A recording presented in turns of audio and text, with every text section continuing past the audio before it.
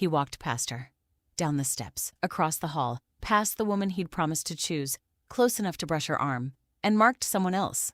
300 wolves watched her not break. She walked out, and his greatest rival was waiting at the door. "You don't belong in a room where you have to beg someone to see your worth." He held out his hand. She took it. Behind her, her ex made a sound no one had ever heard from him before and took one step forward. Too late. Now his rival has marked her in front of the whole world. And her ex? He went completely silent. Not because he gave up, because for the first time in his life, he finally understood what he threw away and what his silence is going to cost him. Chapter 1. What the Hall Did Not See. Griffin Ashvale had spent his whole life learning to read Mordecai Duskraven, and in the gray week after Crimsonvale, he watched the old alpha do the most dangerous thing he had ever seen him do, which was smile. He knew that smile. He had seen it perhaps 3 times in 20 years, and each time it had preceded a catastrophe for someone Mordecai considered an obstacle. It was not a smile of pleasure. It was the smile of a man who had been handed a problem and had already found, somewhere in the cold machinery of his mind, the lever that would turn it into an advantage. Griffin had spent most of his life on the near side of that smile, protected by it, complicit in it. He was only now, this last season, beginning to understand what it looked like from the far side, from where Zane's family had stood, from where Rowan now stood. It looked like the beginning of the end of everything you loved, arriving with perfect patience and perfect manners. Word of what had happened in the enemy's hall came to Shadowvale, the way all news of Crimsonvale came in fragments, carried by traders and border runners and the kind of wolves who sold rumor by the mouthful. None of it agreed. One account said Rowan Emberveil had been marked by Zane Nighthollow before his whole pack, a completed bond done and sealed. Another said she had been marked and something had gone wrong, that the runes of the old hall had lit like a wildfire and no one could say what the mark had become, that the seer Isadora Moonveil herself had gone white at the sight of it. A third said she had not been marked at all, that it had been interrupted, that the girl had walked out of a second ceremony as strange and unfinished as the first. The stories contradicted each other in every particular, and Griffin, who had known Rowan since they were pups in the training yard, found he could not tell which fragments to grieve and which to hope over. But the contradictions did not trouble Mordecai. They delighted him. Griffin saw that within a day. Because into every gap between the stories, into every place where the truth was uncertain, Mordecai poured exactly the poison he wanted the pack to drink. And an uncertain truth was the easiest kind to poison. "You see how it is," he said to the assembled warriors in the great hall of Shadowvale. The same hall where his son had thrown away his true mate a season before. The same torches, the same black and silver banners, the same carved seats where the elders watched. No 2 tongues tell the same tale. Because there is no true tale to tell. Because nothing lawful happened at Crimsonvale. A mark placed in secret behind an enemy's walls, witnessed by no one but the pack that profits from it, is not a bond. It is a rumor with teeth. He let his gaze move across the room, gathering them the way he had always gathered them, slow and certain. My son's true mate was taken across a border by our oldest enemy, and now that enemy claims her as his own and asks us to simply believe it. I do not believe it. And I'm not certain, under the old law, that any of us are required to. Griffin stood at the Alpha's right hand, where a Beta stands, and felt the ground shift under the whole pack. He knew what Mordecai was doing. He had spent weeks now learning to see it, ever since the night he had finally told Calum the truth, ever since he had stopped being the man who kept silent outside study doors. Mordecai was not grieving a lost mate or defending a wronged son. Those were the shapes he wore. Underneath, the old Alpha was doing the thing he had always done, the thing he had done to Zane's family a generation ago and to Rowan a season ago. He was finding the technicality, the seam in the law, the gap in the story, and he was working his fingers into it to pry the whole world open along the line he chose. And the pack was listening. That was the terrible part. Griffin watched the warriors lean toward Mordecai's certainty the way cold men lean toward a fire, because certainty was warm and the truth was a draft, and Mordecai had always understood that a frightened pack will forgive a confident lie 100 times before it forgives an honest doubt. "There is a law," Mordecai went on, and now his voice took on the weight of ceremony, the cadence of a wolf reciting something old. "Older than my father's father, the accord of witnessed bonds. In the age when the packs first divided, when trust between then was thinner than it is even now. Our ancestors agreed that a mating across pack lines could not be made in secret and then used as a claim. Such a bond, to be lawful, to be binding, must be witnessed by both packs and ratified by an elder council. Placed in the open. Confirmed before the world. He smiled again, and Griffin's blood went cold because he understood now exactly where this was going. The bond Zane Nighthollow claims to have made was witnessed by his pack alone. No Shadowveil elder confirmed it. No cross-pack witness stood for it. By the accord of witnessed bonds, it is not a mating at all. It is a private act dressed as a public fact, and I intend to say so formally before the council of every regional alpha who will hear me. A murmur went through the hall, and Griffin heard in it the sound of a pack being turned slowly toward a war it did not yet know it was choosing. That was the thing about Mordecai that Griffin had spent his life admiring and had only recently learned to dread. He never had to force a pack to follow him. He simply arranged the facts or the appearance of them until following him felt like the only reasonable thing to do, until the wolves who obeyed him believed the obedience was their own idea. He was doing it now, in real time, in front of Griffin's eyes. In the space of a single speech, he had taken a confused pack that half suspected their alpha had wronged the Emberveil girl, and he had turned their confusion into grievance, their grievance into law, and their law into the first quiet step toward a war with Crimson Veil that would look, when it came, entirely justified. And not one wolf in the hall had noticed the turning, because Mordecai had made each step feel like common sense.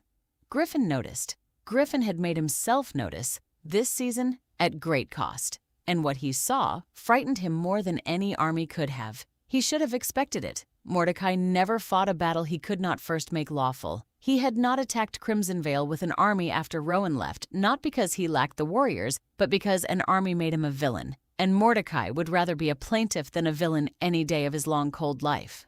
An army could be refused, resisted, called unjust. But a law, an old law, a law with the dust of ancestors on it, that was a weapon the other packs would help him carry because every alpha in the region had secrets a summit of witnessed bonds might one day protect, and none of them would want to be the one who let the accord die.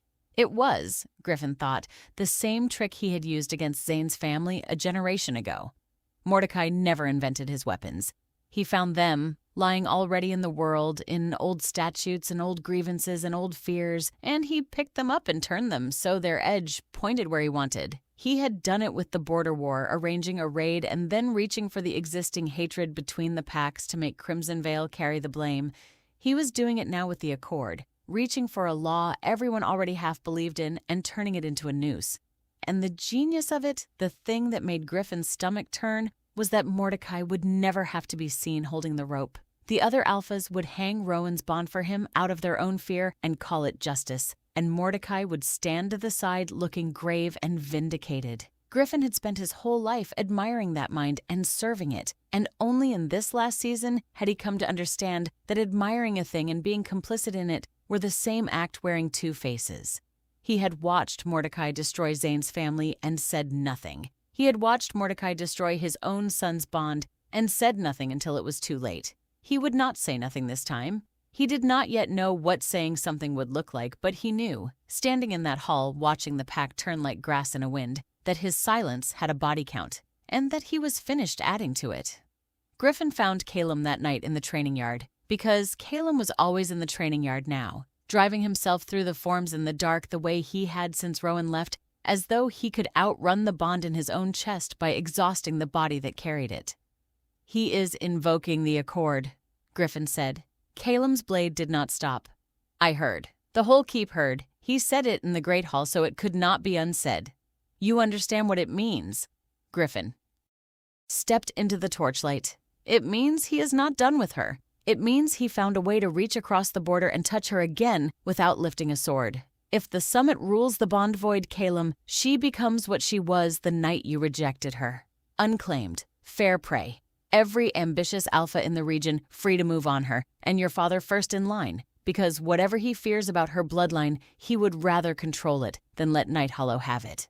Now the blade stopped. Calum stood with his chest heaving and his hands raw, and in the torchlight, his face was the face of a man being made to watch the same catastrophe twice. "He is going to use the law to finish what the ceremony started," Calum said slowly.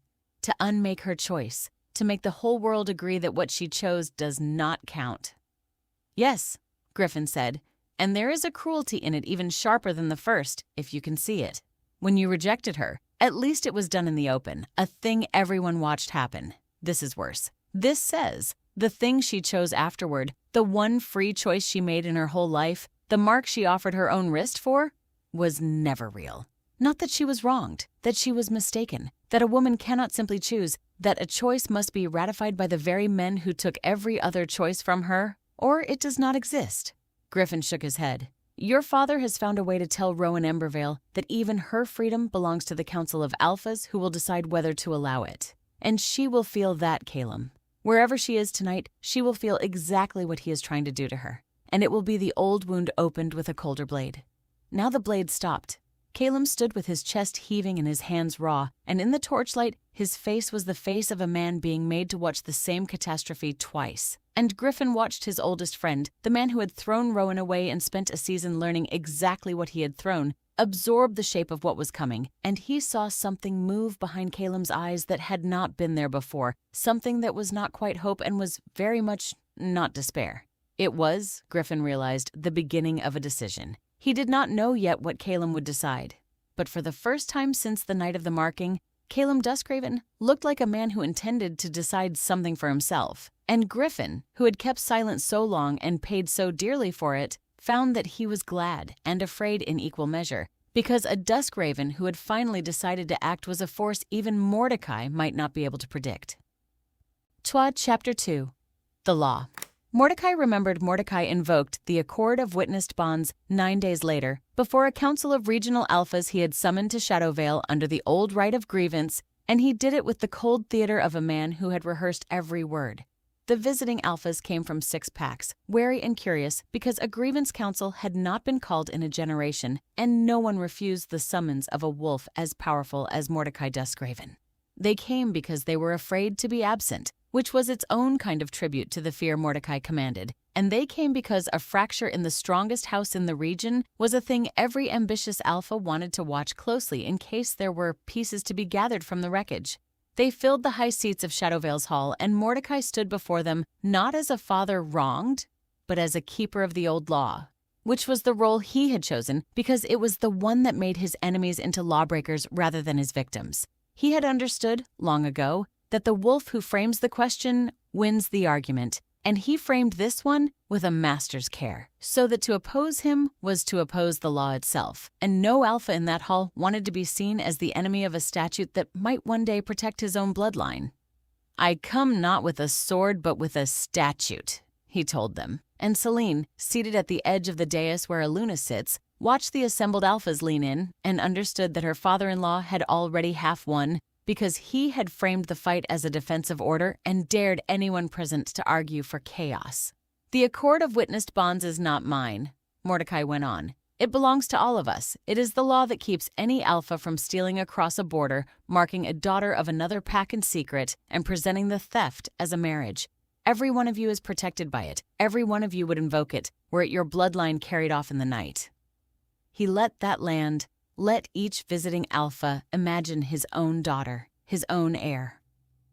Zane Nighthollow marked Rowan Emberveil, a daughter of Shadowvale, behind the walls of Crimsonvale, witnessed by no elder of her birth pack, ratified by no council. By the plain text of the accord, that bond is not lawful. I do not ask you to make war. I ask you to uphold the law you all rely upon. I ask that the bond be declared void unless it is witnessed and ratified, properly before us all, at a summit held within 1 moon. If Nighthollow's claim is true and honorable, he will bring her to the summit and let it be confirmed in the open. If he will not, then we will all know what it truly was. It was, Celine thought, almost perfect. He had made refusal look like guilt. If Zane brought Rowan to the summit, Mordecai would have a second chance to break the bond before a hostile council of alphas he had spent weeks courting.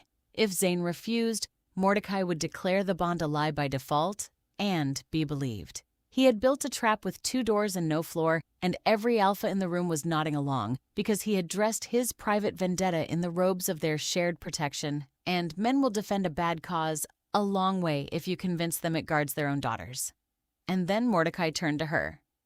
My son's wife will speak to the character of the woman in question," he said, and the whole hall turned toward Celine, and she understood that this was the price of her seat, that she had been kept as Luna precisely so she could be produced at moments like this one, a dusk-raven wife to stand and lend the grievance the weight of a wronged family.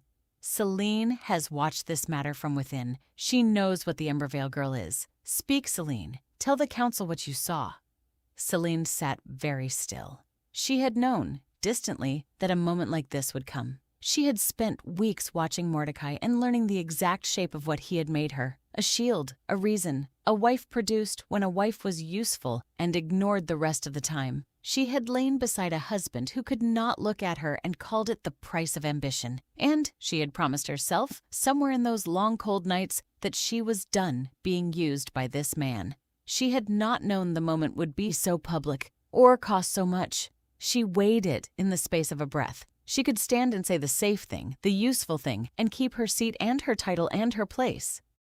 In the only house she had left, Mordecai was watching her expect exactly that. He had never once seen her choose the costly truth over the comfortable lie, because until this season, she never had. That was the whole reason he trusted her to speak. He believed he owned her the way he believed he owned everything, by having made himself the source of everything she wanted. And that, Celine realized, rising, was precisely why she was going to refuse him, because a woman who will only ever choose the comfortable thing is not a person. She is a possession that has not yet been told it is one. She rose. The hall waited. Mordecai watched her with the serene confidence of a man who had never once, in her memory, been refused by anyone whose living depended on him. "I will tell the council what I saw," Celine said, and her voice was steady, which was how she kept it when everything inside her was not. "I saw an alpha reject his true mate in front of his whole pack because his father told him love would make him weak. I saw a woman refuse to weep for it. And I saw the same father who engineered that rejection stand before you today and call the law sacred when he has spent his whole life using the law as a blade." She turned to face Mordecai directly, because if she was going to do this, she would do it looking at him. "You want me to tell them the Emberveil girl is a thief's prize. She is not. She is a woman who was thrown away by this family and found something better, and you cannot bear it. Not because the bond is unlawful, but because it is beyond your control. I will not stand and lie for you. Not anymore. I am done." The hall erupted. Some of the visiting alphas came to their feet. Others sat forward, sensing that the grievance council had just become something far more interesting than a dry recitation of statute, that the Duskraven house was fracturing in front of them, and that a fracturing house was a thing to be watched very closely by anyone who might profit from the pieces. "You forget yourself," Mordecai said, and his voice was quiet, and the quiet was worse than shouting. "You forget what you are and who made you what you are. You were nothing before this house raised you. A daughter of a minor line, a name with no weight. I gave you a crown." "You gave me a crown to make your son's cruelty look like a choice," Celine said. "You gave me a title so that when he walked past his true mate, there would be a woman standing ready to make it look like he had simply preferred another. I was never your Luna. I was your stagecraft, and I have finally understood that a crown given to make a lie look true is not a gift. It is a leash with a jewel on it." She lifted her chin. "Keep it. I would rather leave this house with nothing than stay in it as your prop."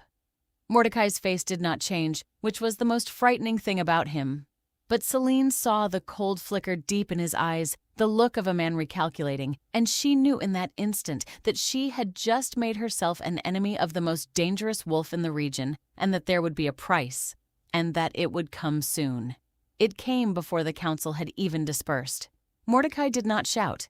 He did not strike her. He simply said, in a voice pitched to carry to every visiting alpha, "Then you are no daughter of this house," and turned his back. And the meaning was plain to everyone present. Celine Blackthorne, who had worn the mark of Shadowveil's alpha for a season, was cast out, stripped of the seat she had sold so much to win, and she would leave Shadowveil before nightfall with nothing but the truth she had finally told and whatever she could carry. She walked from the hall with her chin high, the way she had once watched Rowan walk from it, and she understood, too late to be of comfort, exactly how that walk had felt. The eyes on her back, the whispers, the particular loneliness of leaving the only place you had ever tried to belong, having finally learned it had never wanted you, only what you could be used for. She had watched Rowan make this walk and felt, she was ashamed to remember, a small flicker of triumph. There was no triumph in it from the inside. There was only the cold and the clarity and the strange, terrible lightness of having nothing left to lose. But she was not entirely without weapons. As she gathered what little she would take, a change of clothes, a few coins, the plain iron ring that had been her mother's, Celine thought of the things she had kept hidden for years, the thing she had never told Mordecai she knew. She had found it by accident, long before the marking ceremony, when she was newly promised to the Duskraven house and foolish enough to think that learning its secrets would make her safe within it. A record in Mordecai's own careful hand of an attempt he had made years earlier when Caleb and Rowan were barely more than children. He had tried even then to force a marking between them. Not out of love for the match, but because he had understood even that early what Rowan's bloodline might become, and he had wanted it bound to his own house where he could watch it and control it. And he had aborted the attempt, called it off at the last, when his own seers warned him that a bond made too young between two such bloodlines might wake the very power he feared before he had the means to master it. He had decided in the end that it was safer to keep the bloodlines apart until he could be certain of controlling the consequences. And so he had waited and schemed and eventually arranged the rejection instead. Celine had carried the knowledge of it like a blade under her cloak for years, never certain she would use it, never certain it was safe to. It proved that Mordecai's whole crusade was a lie, that he did not fear an unlawful bond at all, that he had tried to make the very same bond himself when it suited him, and abandoned it only out of a colder calculation. It proved the Accord grievance was not about law. It was about control, and had always been. Now she knew exactly where the blade belonged. She would carry it across the only border that would take her, and she would put it in the hands of the one woman in the world who had the most reason to want Mordecai Duskraven destroyed. She was going to Crimsonvale, and the clock Mordecai had started, one moon to a summit, was already running. Chapter 3. Crimsonvale Braces. The news reached Crimsonvale on a cold, bright morning, carried by one of Zane's own border runners, and Rowan felt the old fear reach for her before she had even heard all of it. She had been in the training yard when the runner came, working through the forms that had become as much a part of her mornings as breathing. She was different now than the woman who had first come to Crimsonvale. The crimson mark sat healed and living at her wrist, not the completed bond, not quite. The ceremony had been interrupted before it fully sealed by the awakening that tore through the hall, but something real and warm in hers. And under her skin, the Ember Command sat coiled and awake, no longer the buried thing it had been in Shadowvale, but a presence she was learning, slowly, to carry. She could put a warrior on his knees with a word now, when she chose to. She could feel the strength of the wolves around her and faintly lend them her own.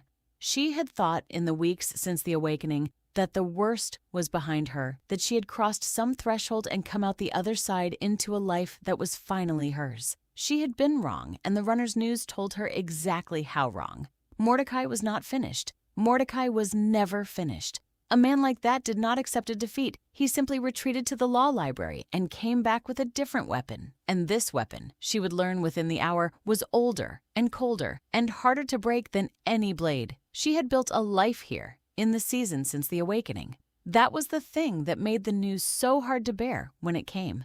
She had a place at Crimsonvale now, not as a guest and not as a hostage, but as something the pack had no single word for. A woman who trained with the warriors and read in the record room and walked the walls at dusk with the Alpha, whose word carried weight, whose presence had become woven into the ordinary fabric of the keep. Lyra had a place too, fierce and settled, having decided somewhere along the way that Crimsonvale would do. That a pack which let a woman become herself was a pack worth guarding. For the first time in Rowan's life, she had woken, morning after morning, without the old cold weight of having to earn her place. She simply had it. She had begun cautiously to believe it might last. Zane found her before the runner had finished. He always seemed to know when something had reached her, a sensitivity that had only sharpened since the mark began. He came across the yard with his dark eyes already reading her face, and Rowan turned to him and said, before he could ask, "Mordecai has found a way to reach me again, without an army. Tell me I'm wrong."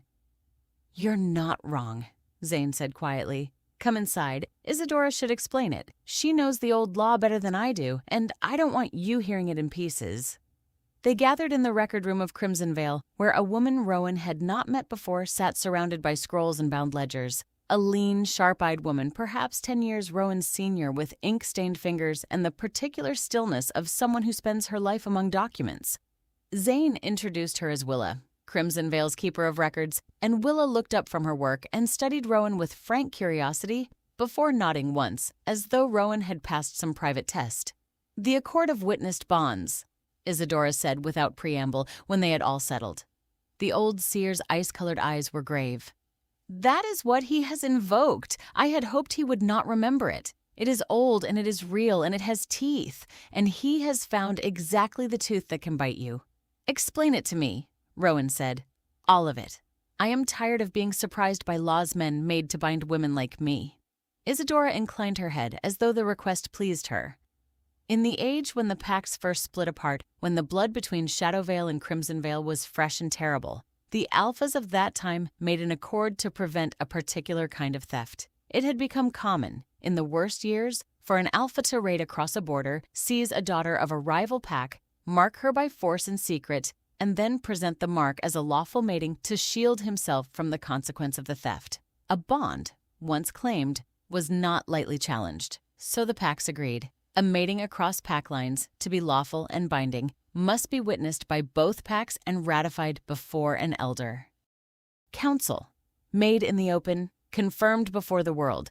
Any cross-pack bond made in secret, witnessed by only one pack, is not recognized. It can be challenged, and if challenged, it is void unless it is ratified at a summit. The room was quiet. Rowan felt the shape of it settle over her, cold and precise. "My mark was made at Crimsonvale," she said. "Witnessed by your pack alone. No Shadowvale elder stood for it. No council ratified it." "Yes," Willa said, speaking for the first time, her voice dry and exact. "By the plain text, your bond is challengeable, and Mordecai has challenged it formally before a council of 6 regional alphas. He has demanded it be declared void unless it is ratified at a summit within 1 moon. She tapped a scroll in front of her. "I have been reading the accord since the news came. He is not wrong about the law. That is the difficulty. He is a liar in everything but this. The statute says what he says it says. And if the summit rules against us," Rowan said, "if they declare the bond void, what then?" Isadora and Zane exchanged a look, and it was Isadora who answered, because Isadora had never once softened a truth for Rowan and did not begin now. "Then the law severs the bond," the seer said. "Not the feeling. The law cannot touch what is between you, but the recognized bond, the thing that anchors your power and your place, that would be struck down, declared never to have been. And your Ember Command child, which is only now learning to sit in a stable bond, would lose its anchor. It could revert to what it was in the first days of your awakening. Wild, surging, ungoverned. Worse, perhaps, because it has tasted more of itself now." Her eyes held Rowan's. "And you would become, once more, in the eyes of every alpha in the region, an unclaimed woman of a powerful bloodline. Fair prey, free to be pursued, pressured, taken. Mordecai first in line, because whatever he fears about your blood, he would rather cage it in his own house than let Zane have it. He is not trying to punish you, Rowan. He is trying to make you available again, to undo your choice so completely that the world forgets you ever made one." Rowan sat very still and felt the ember stir under her skin at the surge of her own anger, felt it rise toward the surface uninvited, and had to breathe. Slowly, to settle it back down. That was new. That was the thing she had not told anyone yet. Not even Zane, that the power had begun to answer her feelings rather than her will, rising when she was angry or afraid, whether she called it or not. In the training yard, it was one thing, a word of command she chose to speak. But twice in the last week it had risen without her choosing, once when a careless warrior startled her and the whole yard had felt the pressure of it roll out uncommanded. Once in the dark of her own room when a nightmare of the marking hall had woken her and she had found the air in the chamber humming with a power she had not summoned. It frightened her. She pushed the thought away. There was no time for it now, and she did not want Isadora to see the fear on her face because Isadora saw everything. "Then we do not lose the summit," she said. "That is all. We give them no room to rule against us. Willa, you compile every proof the bond is real and freely chosen. Every witness, every particular. If Mordecai wants a summit of witnessed bonds, then we will witness it so thoroughly that no council in the region could pretend it did not happen." She looked at Zane. "He thinks he has trapped us. He thinks refusal looks like guilt and attendance looks like surrender. So we do neither. We attend, and we win. And we make his own law the thing that ratifies me in front of the entire world he wanted to use against me." Willa was already making notes, her ink-stained fingers quick and certain. "It can be done," she said, "but it will not be easy, and it will not be enough to simply prove the mark exists. Mordecai does not dispute that Zane marked you. He disputes that it was lawful, so proof of the mark is worthless. What we need is proof it was freely made and freely received, witness to a standard the council cannot wave away, and, if we can find it, some flaw in the way Mordecai himself has come to the law, some hypocrisy, some old debt of his own against the accord he now wants to wield. A man who lives by the law can sometimes be killed by it. I will look for the blade." She glanced up. "Give me every wolf who stood in that hall when you offered your wrist. Their testimony is the foundation. Everything else we build on it." Zane looked at her for a long moment, and something in his dark eyes warmed, pride and want tangled together. "You have changed," he said quietly, "from the woman who came through my gate expecting to be a hostage." "Yes," Rowan said. "Mordecai keeps trying to make me small. He keeps teaching me how not to be." She turned back to Willa and the scrolls. "Show me the law. All of it. If we are going to win inside his rules, I want to know them better than he does. I have spent my whole life being surprised by the rules men made for me. Not this time. This time, I will have read every word of the thing before I ever walk into that summit, and when Mordecai reaches for the accord, he will find I know it better than he does." And Willa, keeper of records, smiled for the first time, a thin, sharp, pleased smile, and began to unroll the accord across the table, and Rowan bent over it with her. And for the rest of that day and long into the night, the two women read the old law together by candlelight, hunting for the door that Dorian had promised was there, the flaw in the letter, the thing the ancient writers had never foreseen. It was slow work, and much of it led nowhere, but Rowan felt something settle in her as she read, a cold, clear purpose that steadied even the restless ember under her skin. She was not waiting to be rescued. She was not hoping to be spared. She was learning the weapon that had been raised against her so that she could turn it in her own hands, and that, she was coming to understand, was the only kind of safety she would ever trust again. Chapter 4. The Neutral Ground. The summit could not be held at Shadowveil, where Mordecai would command every advantage, nor at Crimsonvale, where Zane would, and so it fell to be held on neutral ground, arbitrated by an alpha with no loyalty to either house. This was the Accord's own provision, and a wise one, because the wolves who had written it long ago had understood that a judgment made on one party's ground was no judgment at all, only a formality dressed as fairness. A grievance between two packs required a third who belonged to neither, and there were not many such packs left in the region, most having long since been drawn into one alliance or another, their neutrality traded away for the safety of a powerful friend. That alpha was Dorian Crestfall, and Rowan and Zane rode north to meet him 3 days after the challenge, because Zane said that a wolf you would stand before in judgment was a wolf you wanted to have looked in the eye first. A summit is not only argued at the summit, he told her. It is argued in every conversation before it, in every impression the arbiter forms of the wolves who will stand before him. Mordecai knows this. He has already been reaching for Dorian for weeks. If we do not go and let Dorian take our measure too, we cede that ground entirely, and we cannot afford to cede anything. Crestfall territory lay in the high north, a country of gray stone and black pine, colder than anything Rowan had known, and the keep of the unaligned pack sat on a ridge above a frozen lake like something that had grown out of the rock. They rode 2 days to reach it, and Rowan used the time to press Zane for everything he knew of the man who would judge her. "Dorian Crestfall," Zane said on the first night, at a fire in the cold. His pack has stayed unaligned for 4 generations, which in this region is nearly a miracle. Everyone has tried to court them. Shadowveil, Crimsonvale, the Eastern Packs. Everyone has offered them alliance, and everyone has been refused politely and sent home. They survive by being the one house whose judgment cannot be bought, because a neutral arbiter is worth more unbought than any alliance could make them. Dorian inherited that from his father and his father's father. He guards it the way I guard my borders. He fed a stick to the fire. Which means we cannot buy him, and neither can Mordecai. It also means he will not bend for sympathy. He has spent his life being the wolf who rules on the thing itself, not the wolves in front of him. If we go to him expecting to be liked, we will lose. We must go expecting to be measured. Dorian's warriors met them at the border with a wariness that was neither hostile nor warm, the careful neutrality of a pack that had survived a long time by belonging to no one. And Rowan understood, riding through them, that this was a place that had made a virtue of taking no side, and that such places were the hardest of all to win.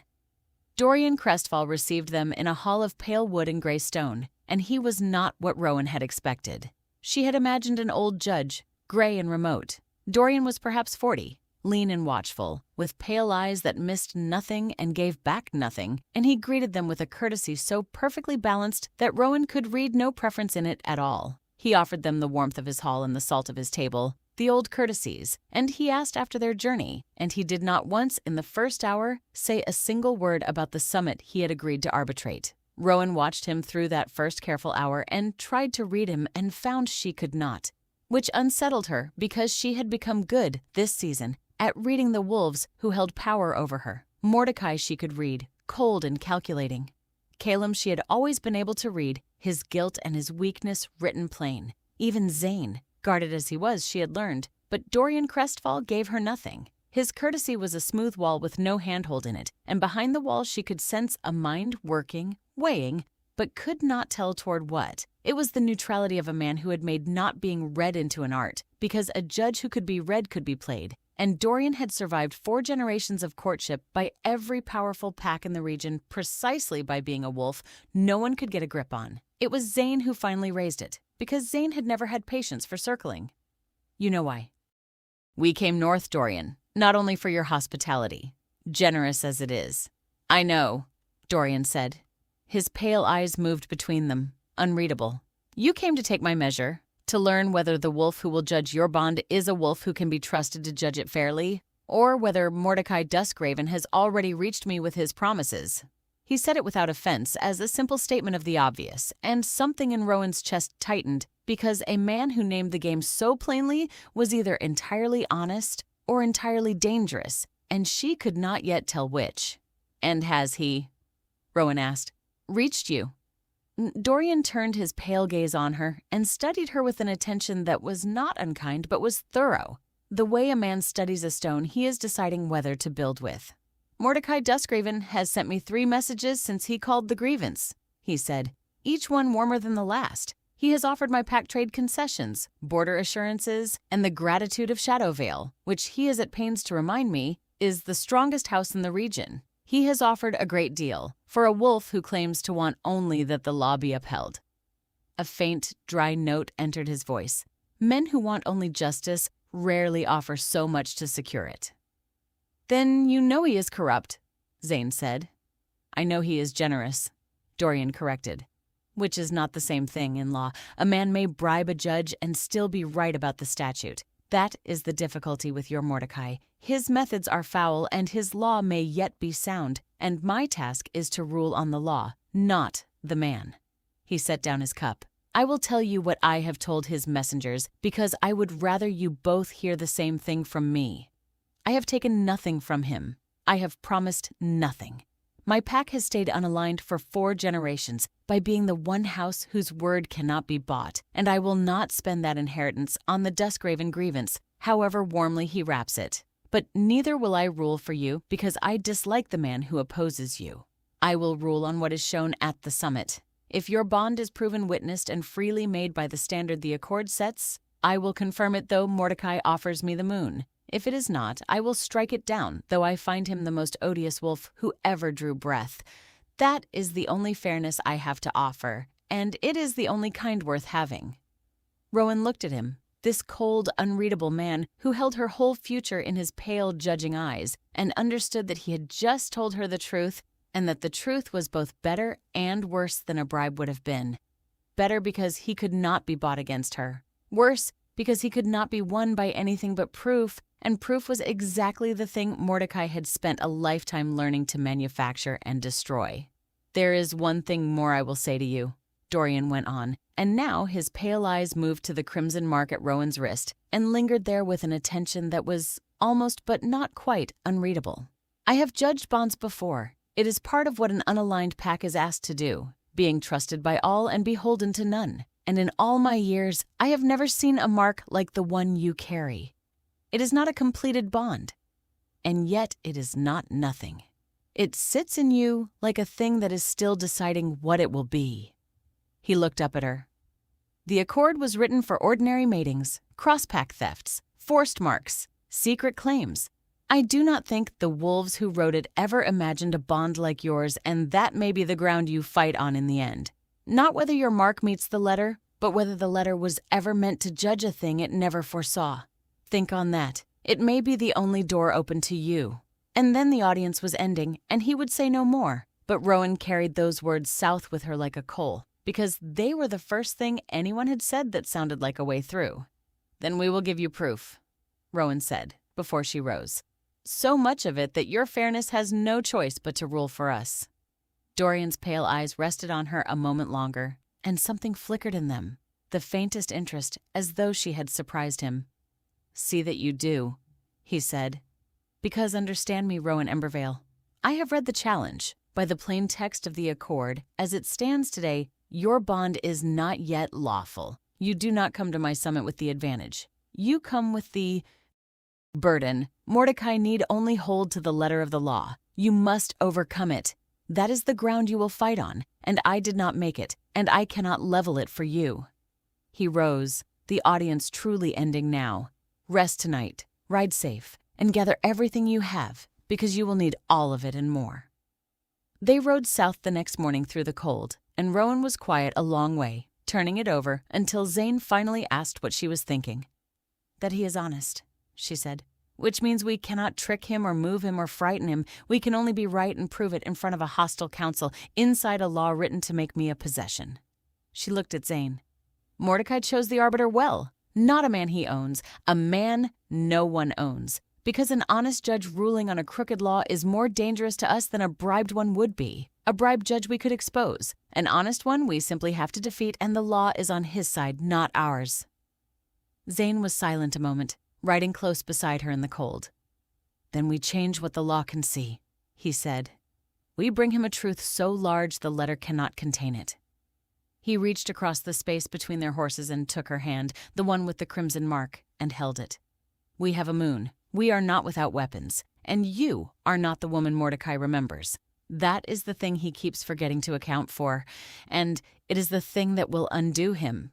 Rowan held his hand and felt the mark warm between their joined palms and let herself believe it a little, in the cold northern morning, riding home to gather everything she had.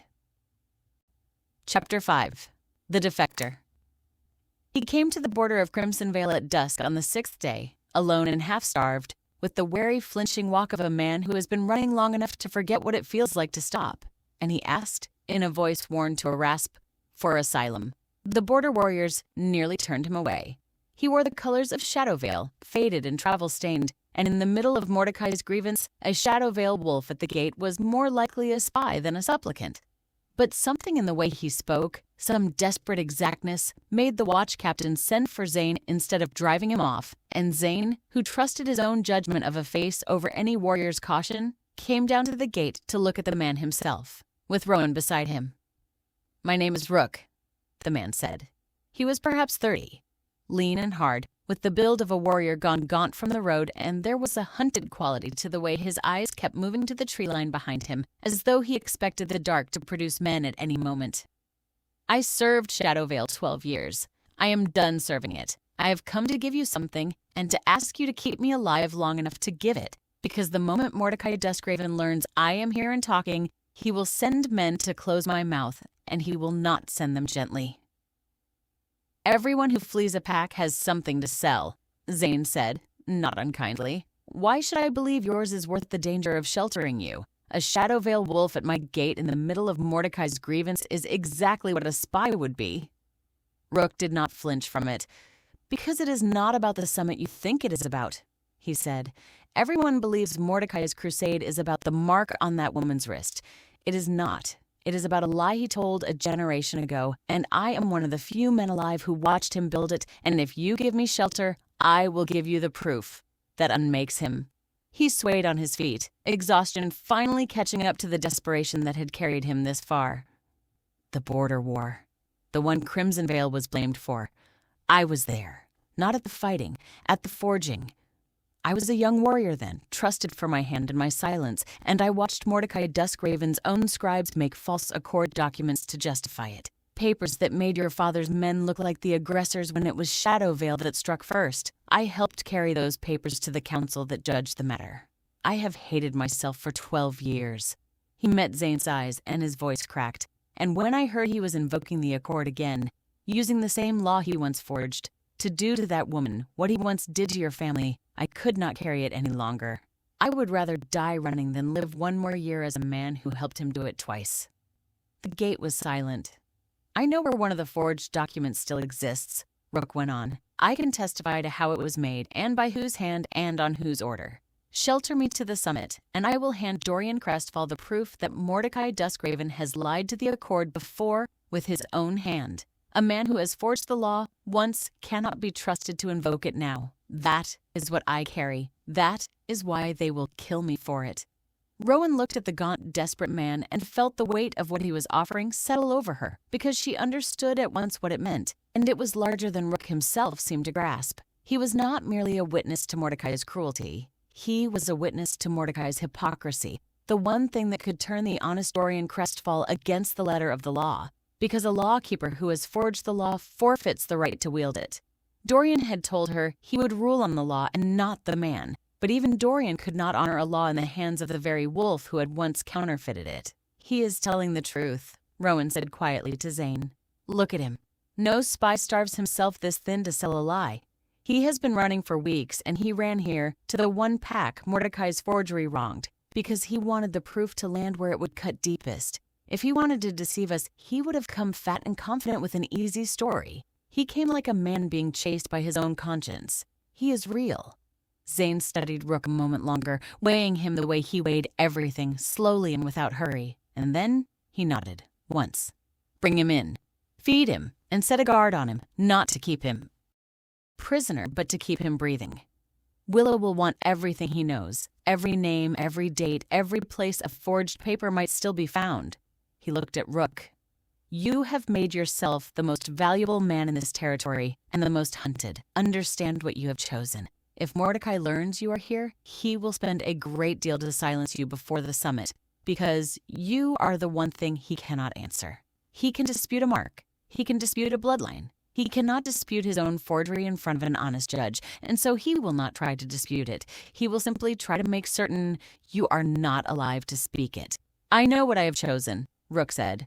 I chose it 12 years too late. Let me at least choose it now. There was a silence at the gate, and then Rowan stepped forward, and she did a thing that surprised even Zane, which was to reach out and take the gaunt defector's cold hand in both of hers, the way one takes the hand of an ally and not a supplicant. You carried a guilt for 12 years rather than let it go easy, she said, and when the moment came to set it down and stay safe, you picked it up instead and ran toward the danger with it. I know something about being thrown away by Shadowveil and finding out you are stronger than they made you feel. You are welcome here, Rook. Not as a witness we are using, as a wolf who finally did the hard right thing. That counts for something in this keep. It counts for a great deal.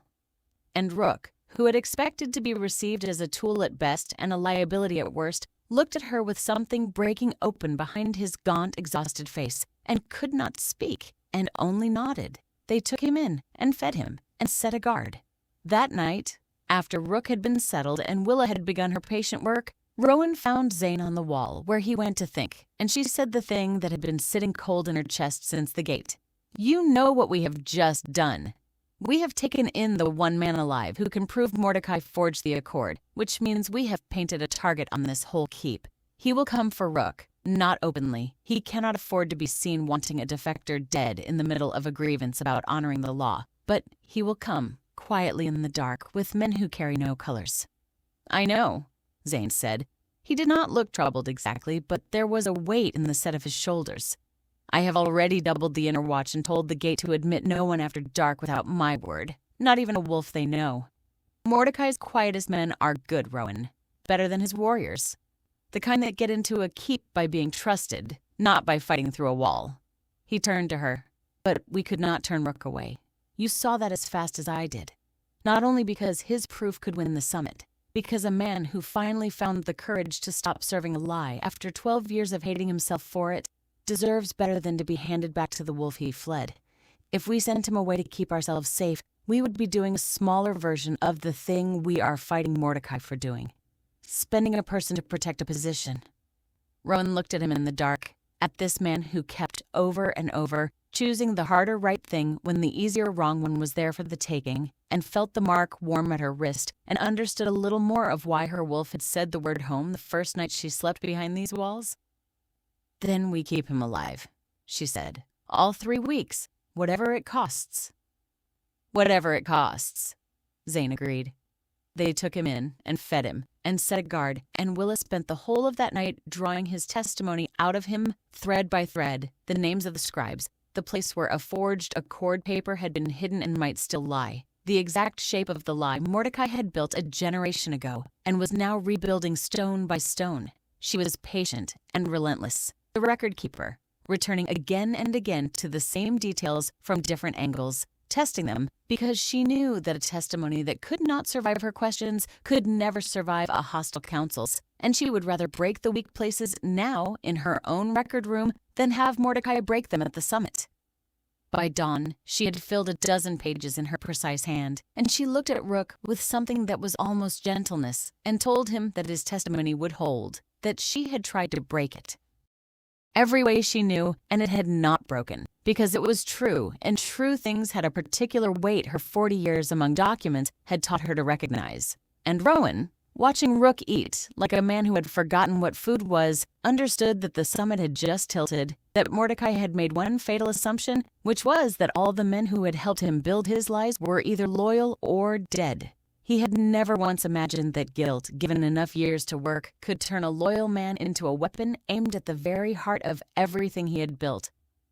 But she understood, too, the danger that came bound up with the gift, and it kept her awake that night, long after the keep had gone quiet. Rook alive was a blade at Mordecai's throat. Rook dead was nothing but a rumor, a defector's tale with no defector left to tell it, easily dismissed as the invention of a desperate pack losing a legal fight. And Mordecai Duskgraven had never in his life let a threat to his story go on breathing when he could arrange otherwise. The summit was 3 weeks away. Rook only had to survive it. And Rowan had learned enough of Mordecai by now to know that 3 weeks was a very long time to keep a marked man alive, and that somewhere south of the border, the old Alpha was almost certainly already asking his quietest men a single quiet question, which was whether anyone had seen the warrior called Rook since he disappeared. Latin Chapter 6. What Selene Buried. Selene Blackthorn arrived at Crimsonvale 2 days after Rook, cast out and travel-worn, and she came expecting to be turned away, because she had been Calum's Luna, and the woman whose marking had displaced Rowan, and she could imagine no reason on earth that Crimsonvale should take her in. She was wrong, and the person who proved her wrong was not Rowan, or Zane, but an old woman she had never met. Selene had presented herself at the gate with the last of her dignity, expecting hostility, expecting to be searched and doubted and perhaps sent back into the cold, and instead she had been brought, exhausted and weary, to a warm room in a quiet corner of the keep, where a broad gray-haired woman with a healer's steady hands had looked at her for a long moment, and then, without a word, pressed a bowl of hot broth into her cold fingers. "You are the Blackthorn woman," the healer said. It was not an accusation. "The one who wore the Duskgraven mark. I am Tessa. I have set bones in this keep for 40 years, and in 40 years, you learn to tell the difference between a woman who is dangerous and a woman who is only frightened and has learned to look dangerous so that no one sees the rest. You are the second kind. I knew it before you were through the gate. Drink." Selene, who had armored herself against every kind of attack she could imagine, found she had no defense at all against being simply seen, and to her horror and relief, she felt her careful composure crack down the middle, and she drank the broth to hide the fact that her hands had begun to shake. "They will think I am a spy," she said, when she could trust her voice. "Sent by Mordecai. Why would they not? I was his son's wife 2 weeks ago. I stood beside him at the council where he invoked the accord." "Some will think it," Tessa agreed placidly, settling into a chair across from her. "And then they will watch you, the way they are watching the Shadowveil man who came before you, and in time they will see what you are, the same as they will see what he is. Crimson Vale is not a trusting place, but it is a watching one, and watching is fairer than trusting. In the end, trust can be betrayed. Watching only has to be outlasted. It gives a person a chance to be proven something other than what they were assumed to be, which is more mercy than most places offer a stranger." She folded her weathered hands. "Now, you did not cross a border in winter, alone and cast out, to sit in my infirmary and drink broth and be pitied. You came to give someone something. I have seen that particular look on 100 faces over 40 years. What is it you carry, girl, that was worth your crown to bring here?" And Celine, who had held the secret so long that it had become part of the architecture of her, found that she wanted, suddenly and fiercely, to set it down. "Proof," she said, "that Mordecai's whole grievance is a lie. Not the border war, though I have heard your defector carries that. Something older and closer to the bone and worse, because it is about the very thing he now pretends to defend." She set down the bowl and made herself say it plainly. "Years ago, before the marking ceremony, before any of this, when Caleb and Rowan were barely more than children, Mordecai tried to force a marking between them. The very bond he now stands before the council and calls unlawful when Zane makes it. He tried to make himself in secret, with his own hand, in his own house." Tessa went very still. "I found the record of it by accident," Celine went on. "Long ago, when I was newly promised to the Duskraven house and foolish enough to think that learning its secrets would keep me safe inside it. It was in his own writing. He did not attempt it out of love for the match, or care for the 2 children, or any warmth at all. He did it because he understood, even that early, what Rowan's bloodline might one day become, and he wanted it bound into his own house where he could watch it and rule it and spend it as he chose. And he aborted the attempt, called it off at the very last, when his own seers warned him that a bond made too young between 2 such bloodlines might wake the very power he feared before he had the means to control it." Her voice was steady and cold and precise. "So, he waited. He kept the children apart. He let them grow up half believing they might one day be given to each other, and then, when the time finally came and the bond revealed itself on the winter ridge, he made his son reject her instead, because by then he had decided it was safer to break the bond forever than to risk it waking beyond his control." "Do you understand what that proves?" Celine looked up, and there was something fierce in her now, the fierceness of a woman who has finally found a use for the worst thing she knows. "It proves he does not fear an unlawful bond. He tried to make the very same bond himself. It proves the accord grievance is not about the law at all and never was. It is about control. He does not want Rowan's bond witnessed and ratified properly the way he claims. He wants it destroyed, because a bond he cannot rule is the only thing in the world he has ever truly feared, and he has feared it since before Rowan was old enough to know her own name." Tessa was quiet a long moment. Then she rose, with the deliberate care of an old woman who has just understood that something small in her hands has become something enormous. "You need to tell this to Rowan," she said. "Tonight, not to me. To her, and to Zane, and to the record keeper Willa, who will know how to make a council hear it, because what you carry, girl, is not just a weapon against Mordecai. It is the thing that turns his own accusation inside out. He stands before the council as the keeper of the law who wants only that a bond be properly witnessed. And you can prove that he once tried to make that very bond in secret, by force, and abandoned it only when it frightened him. A man cannot condemn in his enemy the exact thing he attempted himself. Not before an honest judge. Dorian Crestfall rules on the law, they say. Then show him the man invoking the law is the man who first broke it, and watch what an honest judge does with that." She held out her weathered hand to help Celine up. "Come, you did not lose your crown for nothing. You lost it to carry this here. Let us make it count."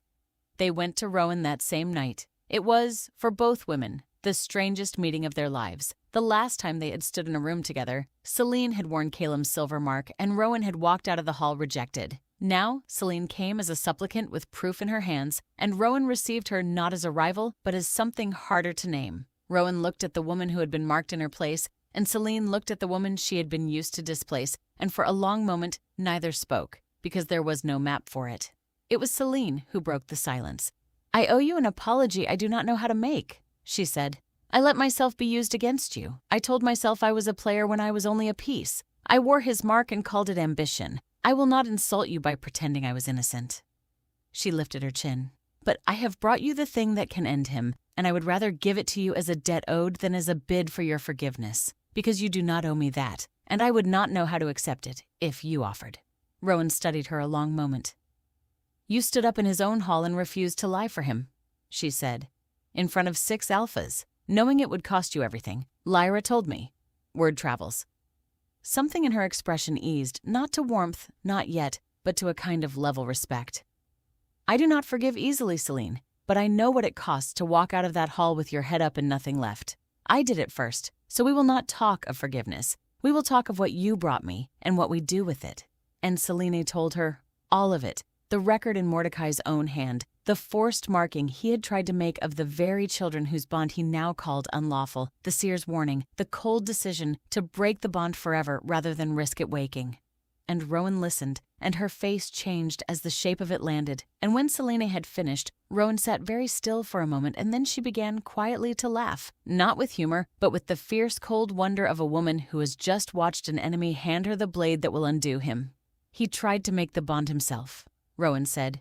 The exact thing, and now he stands before the Accord and calls it a crime when Zane does it. She looked at Celine and Willa, who had come to listen and was already writing. Do you understand what you have brought into this keep? He built his whole grievance on being the man who honors the law, and you can prove in his own hand that he is the man who first broke it. Willa, can we use this? Can we put it before Dorian? If it is truly in his own hand, Willa said, not looking up from her writing, and if we can establish it is genuine, then yes, it does not merely weaken his case, Rowan. It poisons the well he is drinking from. An honest arbiter cannot let a proven forger of the Accord invoke the Accord. It would make a mockery of the very law Dorian has built his life on honoring. She finally looked up, and her sharp eyes were bright. Celine Blackthorne, you may have just handed us the summit, but we will need the original document, and we will need to prove it real beyond any doubt, because Mordecai will say it is a forgery, which is a rich thing for him to say, but he will say it, and a hostile council may want to believe him. Where is it? And Celine told them where she had hidden it, years ago, against exactly a day like this one, and the room went quiet with the particular tension of people who have just realized they hold a weapon that could win everything, if only they can keep it, and themselves alive long enough to use it. And Celine, who had walked out of Shadowvale with nothing but the truth she had finally told, understood that she had not arrived at Crimson Vale as a beggar after all. She had arrived as the woman holding the one piece of proof that could turn Mordecai's own law against him. For the first time since she had put on the red and called it ambition, she felt something she did not have a name for, until she saw the way Rowan looked at her, level and respecting, and Willa's bright, fierce attention, and Tessa's steady presence at her shoulder, and she realized, with a surprise that ached, that it was the beginning of being on the right side of something, and of being wanted there not for what she could be used for, but simply because she had chosen at last to stand where the truth was. Chapter 7. The Ember Will Not Be Ruled. The Ember broke loose from Rowan on the 9th night before the summit, and it was Zane who found her in the wreckage of it. She had not slept well in days. The pressure of the coming summit sat on her chest like a stone, and worse than the pressure was the thing she had told no one, the way the power had begun to answer her feelings instead of her will. It had been small at first, a hum in the air when she was angry, a warmth under her skin when she was afraid. But as the summit drew nearer and the fear grew, the Ember grew with it, until on the 9th night, a dream of the marking hall, of Calum walking past her, of the whole world watching her be unmade, tore her out of sleep with a cry, and she woke to find her chamber full of a power she had not summoned. The air shook with it. The flames in the hearth had flattened and gone white. A cup on the table had cracked clean through, and Rowan sat up in her bed, with the Ember pouring off her in waves she could not stop, rising from the deep old place in her blood, filling the room, reaching for the walls, and she could not pull it back, could not find the still center she used in the training yard, because the fear had her and the power answered the fear, and the fear grew because the power was answering it, a wheel turning faster and faster with nothing to stop it. The door opened. Zane. He had felt it, of course. The mark between them carried her distress to him the way it carried everything now, and he had come at a run, and he stopped in the doorway and took in the shaking air and the white flames and the woman at the center of it with her eyes wide and her hands trembling. drowning in her own power. "Rowan!" He did not flinch from it. That was the first thing, the thing that reached her through the roar. He did not throw up a hand to shield himself or brace against the pressure rolling off her. He walked into it, straight into the thing that had every warrior in Crimsonvale giving her a wide berth in the training yard, and he crossed the shaking room to the edge of her bed and knelt so their faces were level. "I can't stop it," she said, and her voice cracked. "Zane, I can't pull it back. It's answering the fear, and I can't stop being afraid, and it just keeps rising. It's going to bring the room down. Get out. Get away from me before I hurt you." "No," Zane said. Calm. Certain. "I am not going anywhere. Look at me. Not at the power. At me." He took her trembling hands in his, and she felt him flinch once at the heat of them and hold on anyway. "You are trying to rule it. I can see you trying. You are trying to force it down the way you force a warrior to his knees with your will, and it is not working, and the failing is feeding the fear. Yes?" "Yes," she gasped. "Then stop trying to rule it," Zane said. "Listen to me. Isadora told you the gift wakes when you stop seeking approval, when you stop asking permission to exist. It is not a thing you dominate. It is a thing that answers who you are. And right now, it is answering a woman who is terrified. So it is terror. You cannot beat the fear by fighting it. You can only change what the power is answering." His dark eyes held hers, steady, unafraid, an anchor in the roaring room. "So answer it with something else. Not the summit, not Mordecai, not the hall. Those are all fear. Give it something that is not fear to answer. Give it this. Give it me. I am here. I walked into the middle of your storm, and I am still here, and I am not afraid of you, Rowan. I have never once been afraid of you. Not from the first night you came through my gate with your chin up expecting to be a hostage. Answer that instead." And Rowan, drowning, reached for the thing he offered like a hand in dark water. She stopped fighting the ember. She stopped trying to force it down. She looked at Zane instead, at his steady dark eyes and his hands holding hers through the heat, at the fact of him kneeling unafraid in the middle of the thing everyone else fled, and she let the power answer that instead of the fear. She let it answer his steadiness. She let it answer the warmth of his hands and the years of his patience and the word her wolf had said the first night. Home. And slowly, slowly, the shaking in the air changed its character. The white flames sank back to gold. The pressure gentled. The ember did not vanish, but it stopped roaring, stopped reaching for the walls, and settled instead into something warm and steady and vast that filled the room like heat from a hearth rather than a fire tearing loose. "There," Zane said softly. "You see? It was never yours to rule. It was only ever yours to answer with. Ember answers ember, Rowan. Give it the true thing at the center of you, and it will be the true thing. The fear was never the center. It only felt like it, in the dark."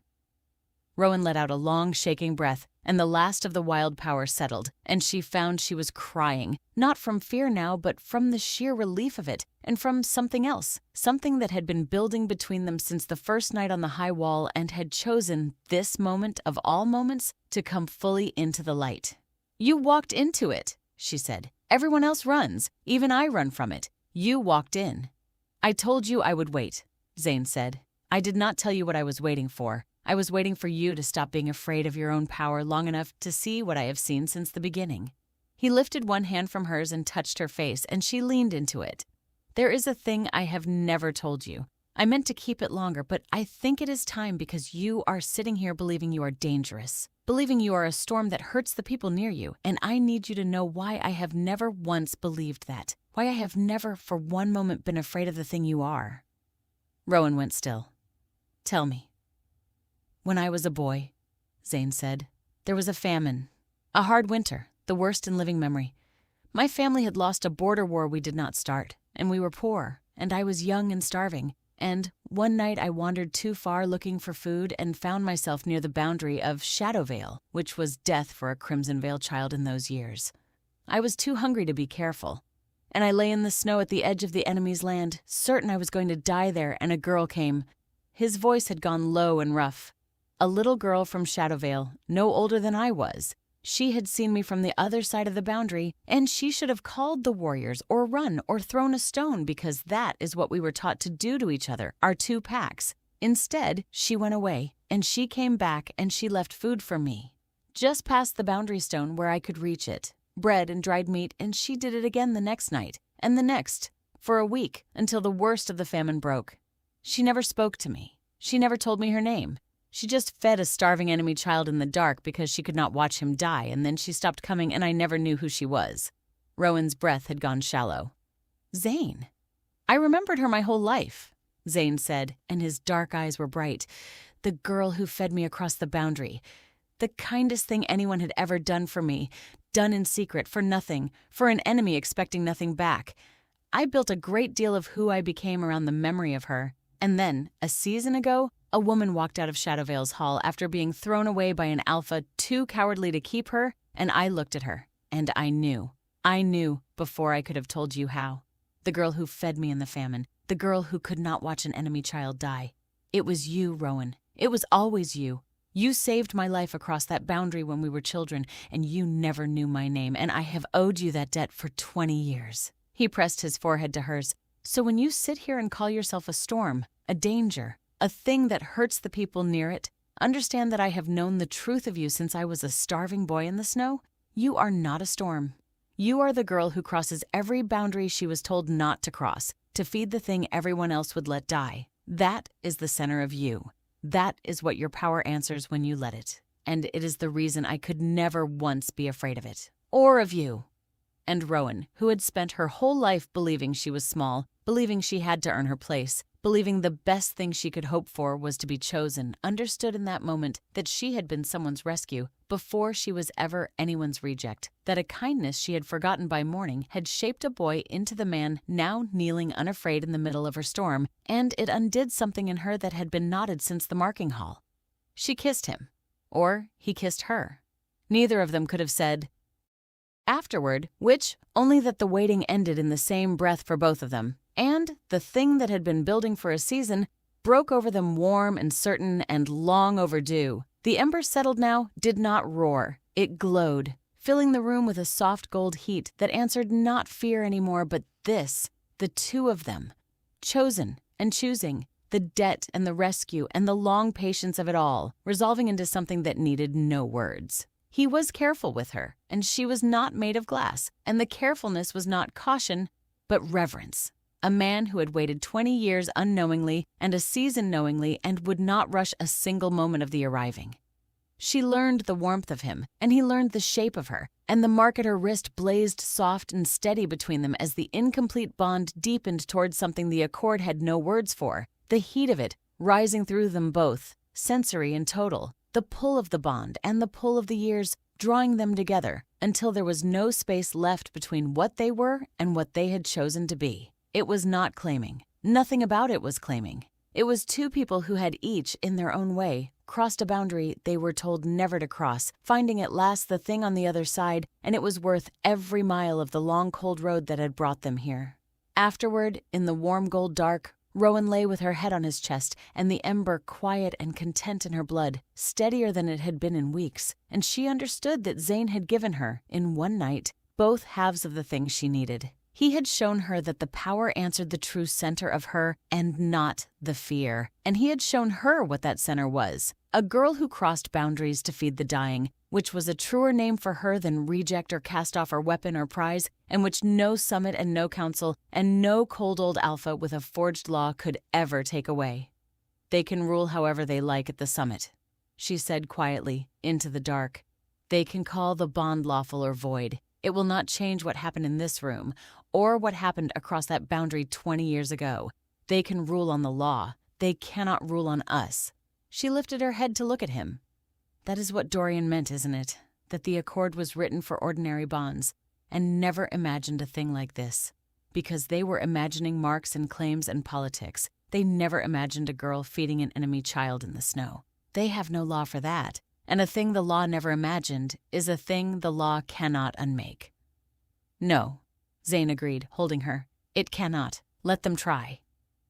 And outside the moon that Mordecai had given them, one moon to the summit, moved on through the cold sky, and there were 9 nights left, and for the first time since the challenge came, Rowan was not afraid of any of them.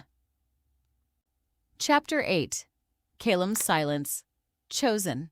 Mordecai played his last card on his own son, and it was the card he had been saving, the one he had believed all along would win the summit for him, and he was so certain of it that he did not even trouble to make it a request.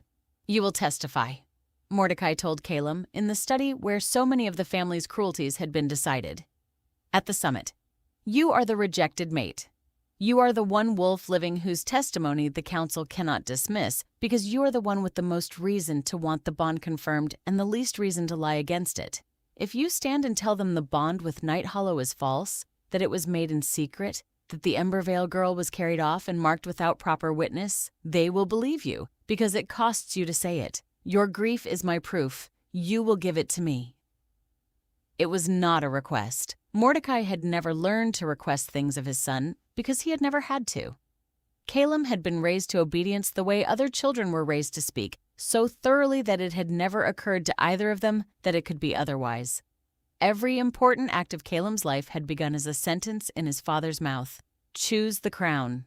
Mark Celine. Reject her. And Caleb had obeyed each one and hated himself a little more each time and never once until this season understood that the hating was the sound of a self trying to be born under the weight of a father who would not permit it. Caleb stood in the study and looked at his father, and Mordecai, watching him, expected what he had always gotten, the flicker of resistance, and then the yielding, the son who did what he was told because he had never in his life learned how not to.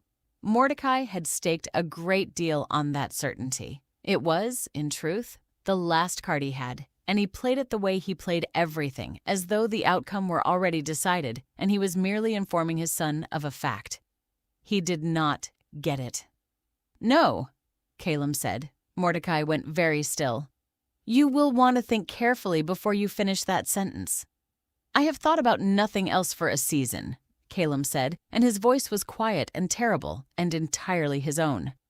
I have thought about it every night since she walked out of our hall on Night Hollow's arm, since I lay awake with the bond I broke screaming in my chest, and I have finally understood the thing you never wanted me to understand, Father, which is that every catastrophe of my life has the same author, and it is not fate, and it is not Night Hollow, and it is not even you. It is me, doing what you told me, every time, my whole life. You told me to reject her, and I rejected her. You told me love was weakness, and I believed you. You told me the crown was worth more than the bond, and I threw away the only true thing I have ever had to keep a crown that tastes of ash. He shook his head slowly. I have done every terrible thing you ever asked of me. I will not do this one. I will not stand before the council and lie to unmake the one free choice she has ever been allowed to make. I have taken enough from her. I will not take that. You would defend the man who has your mate, Mordecai said, cold with disbelief. You would stand aside and let Night Hollow keep her when a single word from you could take her back. She is not a thing to be taken back, Caleb said. That is what you have never understood, and what I understood far too late. She was never mine to keep or lose or reclaim. She was a person making a choice, and I took the choice from her once, and I will die before I help you take it from her again. He straightened, and for the first time in his life, he looked at his father, not as a son, but as an equal and an opponent. You have used me my whole life as your instrument. You made me your blade and pointed me at everything you feared. I am done being your blade, Father. If you want to unmake that woman's bond, you will have to do it without me, and I do not think you can. I think without my grief to dress it up, your grievance is exactly what it has always been, a lie in a law's clothing, and I think Dorian Crestfall will see it because he is not a fool, and he is not for sale, and he is not your son. Mordecai's face went cold in a way Caleb had seen turned on other men his whole life, and never once, until now, on himself. Then you are no more my son than the Blackthorn woman is my daughter, Mordecai said. Get out of my house. Gladly, Caleb said. It was never a home. It was only ever a forge, and I am done being hammered in it. You will regret this, Mordecai said as Caleb turned to go. When you are alone, with no house and no crown and no mate, you will remember that I offered you a way to have all three, and you refused it out of a sentiment she does not even return. She chose Night Hollow, Caleb. She will never be yours again, whatever you sacrifice for her. You are throwing away everything for a woman who walked out on you. Caleb paused at the door. You still think this is about getting her back, he said, and he almost pitied the old man for it. You cannot imagine doing a thing for any reason but advantage. That is your whole prison, Father, and you built it yourself, and you will die in it. I am not refusing you to win her. I know I have lost her. I lost her the night I marked Celine, and no summit and no sacrifice will unmake that, and I have stopped pretending otherwise. He met his father's cold eyes one last time. I am refusing you because it is the right thing, and because I would like, just once before I die, to be a man who does the right thing when it costs him and gains him nothing. You never taught me that was possible. I had to learn it from watching the woman I threw away. She is the one who showed me a person could refuse the advantageous thing and choose the true one. So, in a way, you are right. This is because of her, just not the way your small cold mind can understand. He left that night, and it should have felt like loss, severing himself from the only family and the only house he had ever known, and instead, it felt, astonishingly, like the first clean breath he had ever drawn. He rode out through the gates of Shadowveil a season after Rowan had walked out through them, and he understood the symmetry of it and did not mind. She had left to become herself. Perhaps he could too. It was late, and it would not undo what he had done, but a thing done late was still better than a thing not done at all, and Calum had spent enough of his life learning that lesson to finally, at last, act on it. But he did not ride aimlessly, because in the study, in the cold moment after he refused, he had seen something in his father's face, a flicker of recalculation, and Calum had spent his whole life reading that flicker, and he knew what it meant. It meant Mordecai had already moved past the son who had failed him and on to the next instrument. And Calum, who had heard the fragments of pack rumor same as anyone who knew a defector named Rook had fled toward Crimsonvale with something that could unmake his father, understood in a cold rush exactly where his father's attention had turned. If Mordecai could not win the summit with a lie, he would win it by making certain the truth had no mouth left to speak it. He would move on Rook, and he would move soon, before the summit, quietly, in the dark, because a defector dead was a defector who could not testify, and Mordecai had never in his life let a threat go on breathing when he could arrange otherwise. Calum turned his horse north, toward the border of Crimsonvale, toward the pack he had been raised to hate, and the woman he had thrown away, and the rival who had caught her, and he rode hard through the dark, because for the first time in his life he had a chance to protect Rowan Emberveil instead of harm her, and he was not going to waste it being too proud to warn his enemies that his father's assassins were already on the road.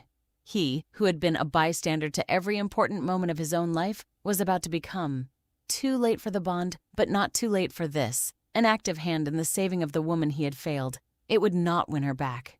He knew that. He no longer even wanted it, quite. Or not only that, he wanted, more than he wanted her, to be for once in his life the man who did the right thing when it cost him and gained him nothing. He wanted to be worth the grief he carried. The road north was long and cold and dark, and Calum had time riding it to understand fully what he was doing. He was carrying a warning to his father's enemies. He was betraying in the plainest terms the pack that had raised him and the father who had made him to protect a defector who could destroy them both. A season ago the thought would have been unthinkable, a kind of madness. Now it felt like the only sane thing left to do. And he understood that this was the measure of how far he had traveled from the man who had walked past Rowan in that hall. That man had believed loyalty to his father was the highest law. This man understood that loyalty to a wrong was just a way of spreading it, and that the only loyalty worth keeping was to the thing that was true, whatever house it cost you. And so he rode into enemy territory in the dark, alone, to warn them, and it was the first wholly good thing Salem Duskraven had ever done, and he did it expecting nothing, which was the only reason it counted. He did not know whether they would even believe him. He did not know whether they would take him for a spy and cut him down at the gate. He only knew that he would rather die at the gate of Crimsonvale having tried to do the right thing than live another year in Shadowveil as his father's blade, and there was a freedom in that certainty that he had never felt in his life, riding cold and alone under the winter stars toward the woman he had lost and the enemy he had been raised to hate, carrying nothing but a warning and the first clean intention of his whole existence. Chapter 9. Rook's Price. They came for Rook the night before the summit, exactly as Rowan had known they would, and it was Calum's warning that saved him, and Mordecai's own assassins that undid Mordecai in the end. Calum had reached Crimsonvale 2 days ahead of the attempt, and it had been the strangest arrival of his life, riding to the gate of his enemy to be met by the woman he had rejected, standing beside the rival who had caught her, the crimson mark bright at her wrist, and something settled and unafraid in her face that had not been there in Shadowveil. He had braced for her hatred. He had gotten something harder to bear, which was her wariness giving way, slowly, to belief, as he told them what he had seen in his father's face. Lyra had been the hardest to win over. She had taken one look at Calum riding through the gate and put herself bodily between him and Rowan, her hand on her knife, and it had taken Rowan's own quiet word to make her stand down, and even then, Lyra had watched the man who rejected her best friend with a hatred so pure it was almost admirable. "One wrong word," Lyra had told Calum flatly. "One flicker of you trying to worm your way back into her heart, and I will open your throat myself, Duskraven, ruling or no ruling. She is happy now. She is finally happy. And you do not get to walk in here and complicate that with your sad eyes and your too late regret." And Calum, to his credit, had only bowed his head and said that he expected nothing, wanted nothing, and had come only to warn them and would go the moment the warning was delivered. It had not entirely satisfied Lyra, but it had been the right answer, and slowly, grudgingly, the keep had let him stay. "He will move on the defector," Calum had said, "before the summit, quietly. I know how he does these things. I have watched him do them my whole life. He will send men who carry no colors, who can get inside a keep by being trusted rather than by fighting through a wall, and they will make it look like anything but what it is. An accident, a brawl, a fever even, if he has the right man. You have to assume they are already close, and that they came in wearing a face you have already learned to trust." Zane had not wanted to trust him. Rowan had seen that. But she had looked at Calum, at the man who had come alone into enemy territory with nothing to gain, and she had said quietly, "He is telling the truth. Look at him. This is not a man playing an angle. This is a man trying, for the first time, to be something other than his father's instrument. We would be fools to waste the warning because we dislike the one who brings it." And Zane, who trusted her judgment now above his own caution, had doubled the watch again and moved Rook to an inner chamber and set his best warriors around the defector and waited. They came on the last night, 3 of them, exactly as Calum had said, carrying no colors, having entered the keep 2 days before in the guise of a trader and his sons come to sell winter furs. They had been watched from the moment they arrived because Crimsonvale was a watching place, and because Calum's warning had told the watchers precisely what to watch for. And when they rose in the dark and moved toward Rook's chamber with their quiet blades, they moved directly into the trap that had been laid for them. And it closed. It was not a long fight. Zane's warriors had been waiting in the dark of the inner chamber, still and ready, and when the 3 assassins slipped through the door with their quiet blades drawn, they found not a sleeping defector, but a room full of Crimsonvale's best, and the trap closed around them before they understood it had been laid. 2 of them surrendered when they saw there was no way through. The third, older and harder than the others, understood in an instant what his capture would mean and what he could be made to say, and he turned his own blade on himself rather than be taken, choosing his master's silence over his own life, which told Rowan, when she heard of it, more about the fear Mordecai commanded than any confession could have. And Rook, who had spent 12 years running from the thing he had helped Mordecai do, stood in the doorway of his chamber and watched the men sent to silence him be dragged away in chains, and something in his gaunt face eased for the first time since he had come to the gate. He had spent 12 years certain that Mordecai's reach was infinite, that a man who crossed the Duskraven Alpha was a dead man who simply had not fallen yet. And here he stood, having crossed him more completely than anyone alive, watching the assassins fail. It was, he would say later, the first night in 12 years he had slept without dreaming of the forged papers. But the true consequence of that night was not the failed attempt itself. It was who witnessed it.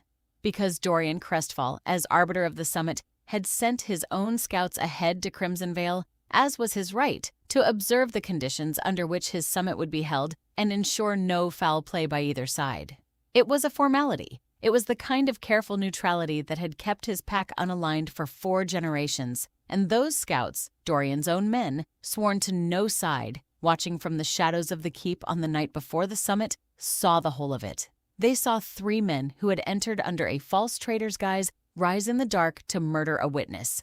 They took one of the captured assassins into their own custody by the arbiter's right, and they questioned him, and the man, facing an unaligned pack that owed Mordecai nothing and feared him not at all, told them exactly who had sent him and why.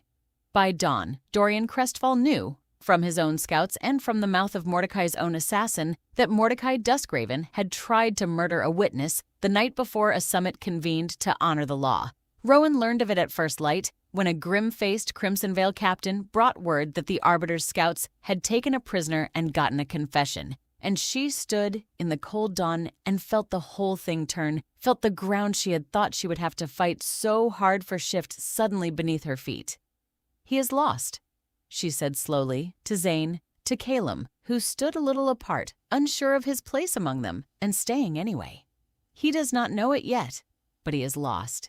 He built his whole grievance on being the keeper of the law, the wolf who wants only that the bond be properly witnessed, and the night before his own summit, in front of the Arbiter's own scouts, he tried to have a witness murdered."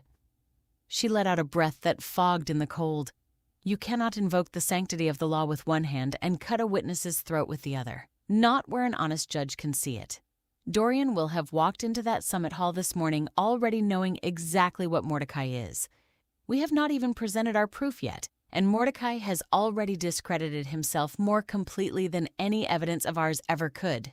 Calum spoke from where he stood apart. He overreached because he was afraid. He said quietly, "I have seen it before, though never this badly. When my father is certain he is winning, he is patient and careful and impossible to catch. It is only when he feels a thing slipping that he grabs, and grabbing is when he makes mistakes." Rook slipping out of his reach frightened him. Celine's defection frightened him. My refusal frightened him. He has been frightened for weeks, and a frightened Mordecai is a clumsy one, and last night he was clumsy in front of the one wolf in the region he most needed to convince. He looked at Rowan, and there was something like awe in it. "You did that. All of you. You did not beat him with a better lie. You frightened him into destroying himself. I did not know that could be done to my father. I did not know anyone could do it." "We are not finished," Rowan said. "The summit still has to be held. The proof still has to be shown. He will still stand and make his accusation because a cornered wolf always bites, and Mordecai cornered is the most dangerous thing there is." "But yes." She looked north, toward the neutral ground, toward the summit that would decide everything. "The room is already ours. He walked into a fight about the law, and he has spent the night before it proving he is the law's greatest enemy, in front of the only judge who matters. Let him make his accusation. Let him invoke his accord. We will answer with Rook, and with Selena's proof, and with his own assassin's confession, and Dorian Crestfall will do the rest because he is honest, and an honest judge who has seen what Dorian saw last night has only one ruling he can make."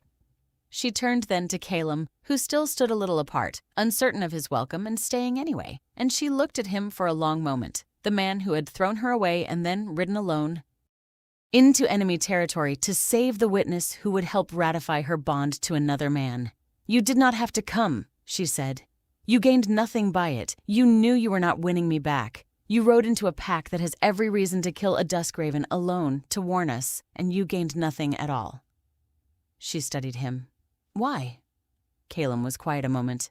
"Because for the first time in my life," he said, "I wanted to do a thing that was right instead of a thing that was useful. You taught me that was possible. Not by telling me, by doing it over and over in front of me until I could not pretend I had not seen it." He met her eyes. "I am not here to be forgiven, Rowan. I do not think I can be, and I have stopped asking. I am here because the woman I wronged showed me what a person looks like who does the right thing when it costs them, and I wanted, just once, to be that, even if the only person who ever knows is me. That is all. When this is done, I will go. You will not have to see me again. But I could not let my father murder a witness and do nothing, not anymore. I have done nothing for too long." And Rowan looked at him, and something in her that had been clenched since the marking hall eased, not into forgiveness, quite, but into something adjacent to it, a recognition of a man finally becoming worth the grief he carried. "Then help us," she said simply. "You know your father better than anyone alive. Help us finish this, not for me, for the thing you said you wanted to be." And Calum, given a purpose by the woman he had wronged, nodded, and for the first time in the whole long season felt something in his chest that was not shame, and she turned toward the keep to wake Willa and Selene and Rook, to gather the proof and the witnesses, to ride north to the summit that Mordecai had called to destroy her and had, in his fear, already lost. Chapter 10. Marked Before the World. The Accord Summit convened at Crestfall on a gray morning on neutral ground before both packs and 6 regional alphas and the whole watching wait of a region that had not seen a grievance council in a generation, and Mordecai Duskraven walked into it already defeated and did not yet know it. Rowan knew it. She had known it since the failed attempt on Rook, and she carried the knowledge into the summit hall like a banked coal, warm and steady under her ribs. She walked in beside Zane with the crimson mark bright at her wrist, and behind them came their proof, Willa with her records, Rook gaunt and resolute, Celine with the document that would turn Mordecai's own history against him, and Lyra at Rowan's shoulder radiating the fierce protective energy she had carried since Shadowveil. And Calum came too, though he came alone and apart, taking a place among the Shadowveil wolves who were now technically no longer his people. A man with no house, there to bear witness to whatever came. Dorian Crestfall presided from a high seat of pale wood, and his pale eyes moved across the assembled hall with the same unreadable neutrality he had shown Rowan in the north, and only she, perhaps watching closely, could see the thing beneath it, the cold banked judgment of a man who had spent the night before learning exactly who had tried to murder a witness under his protection. Mordecai rose to make his grievance, and he made it well, because he was Mordecai, and he had never in his life made a poor argument. He invoked the accord of witnessed bonds. He named the mark unlawful, made in secret, witnessed by one pack alone, unratified by any elder council. He was grave and reasonable and precise, the very picture of a wolf who wanted nothing but the sanctity of the old law, and had Dorian not known what he knew, the argument might even have carried. "The bond is not lawful," Mordecai finished. "By the plain text of the accord, it must be declared void unless it is ratified here before us all. I ask only that the law be honored, nothing more." "You ask a great deal more than that," Dorian said, and his quiet voice cut through the hall like cold water. "But we will come to what you truly ask in a moment. First, let the challenged party answer." And Rowan rose. She did not rage. She did not plead. She had learned, a season ago in another hall, that dignity was a kind of power that no one could take from you, and she wore it now like armor. "Mordecai Duskraven says the bond was not witnessed," she began. "Let us witness it, then. Willa." And Willa rose and laid before the council the testimony of every wolf who had stood in Crimson Vale's hall the night Rowan offered her own wrist, sworn accounts freely given that the mark was made in the open, before a whole pack, and received not by force, but by a woman's free choice.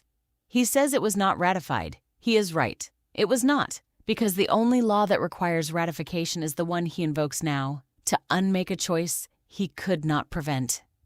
She let that sit. "But I did not come here only to defend my bond. I came to answer the wolf who challenges it, because the challenge and the challenger cannot be separated, however much he would like them to be." "That is not the question before the council," Mordecai said sharply. "It is precisely the question," Dorian said. "The accord may be invoked only by a wolf with clean standing under it. That is the oldest principle of the law you cite, Duskraven. A man who has himself violated the accord cannot wield it against another. So the character of the challenger is very much the question. Continue, Rowan Emberveil."